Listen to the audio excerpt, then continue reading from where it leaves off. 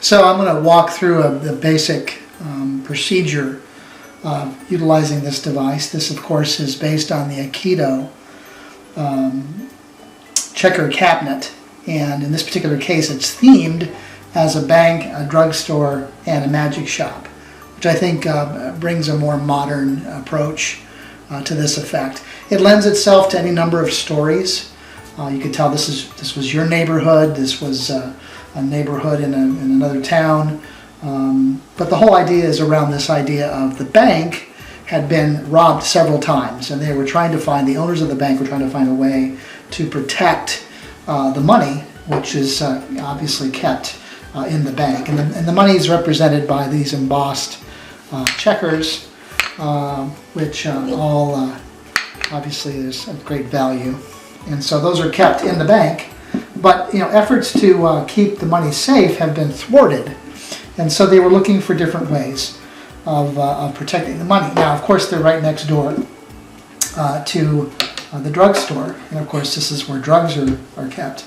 So this could either represent a container, an apothecary container of drugs, or sleeping pills, whatever, or just candy. It could also be candy.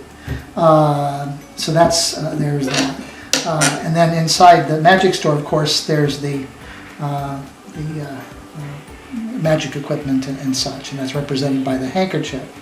And so the idea being that if they kept the money safe, then they didn't worry about what could possibly happen to the circumstances.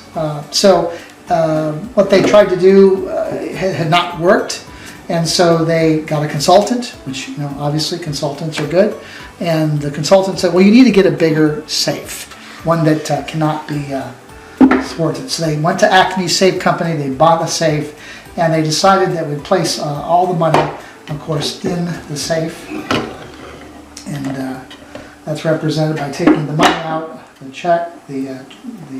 checkers, and then placing it inside the safe. So they figured, gosh, we're good and safe now.